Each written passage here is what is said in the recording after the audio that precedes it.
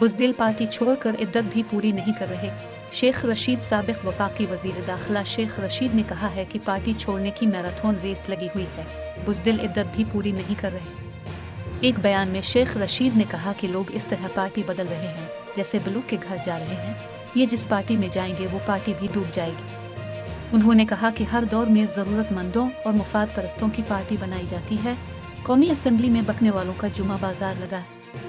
शेख रशीद ने अपील की कि 9 मई के हकीकी साजिशी मुजरिमों को सज़ा दें जबकि बेगुनाहों को रहा करें।